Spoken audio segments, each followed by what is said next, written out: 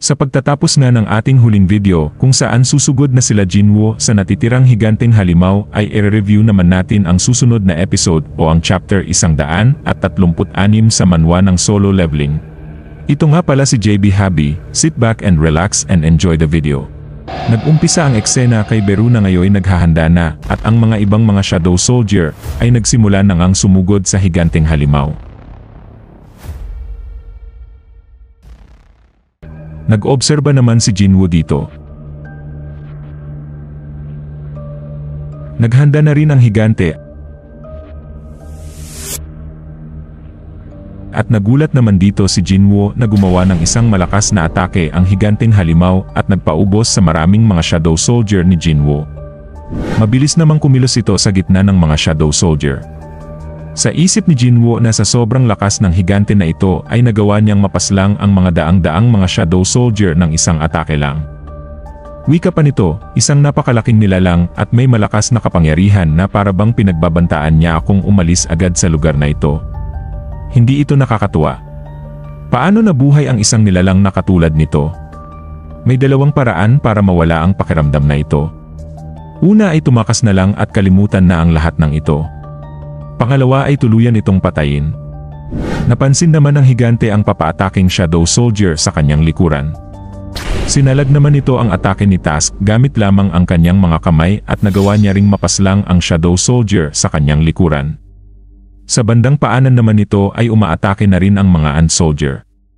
Wala namang gaanong pinsala ang mga atake nito at sinipa lang ito ng higante.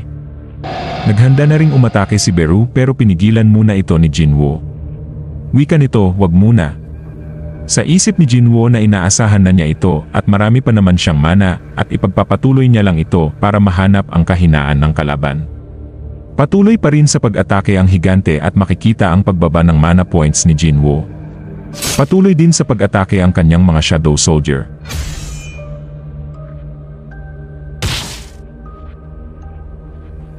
Sa isip ni Jinwoo na ang magic power ng higanteng ito ay para nakabalot sa kanyang katawan na parang isang armor kaya hindi ito umiiwas sa mga atake.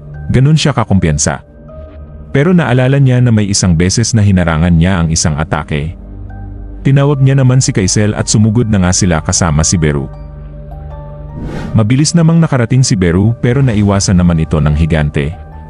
Naghanda na rin si Igris para atakihin ang halimaw, ginamit naman nito ang Demon King Longsword, pero naiwasan pa rin ito ng higante.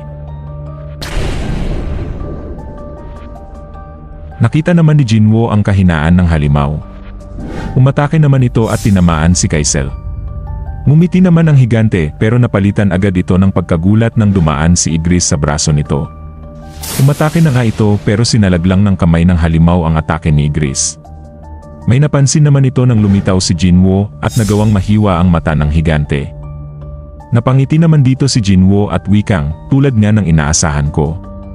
Nagsimula na rin kumilos si Beru at inatake ang muka ng halimaw.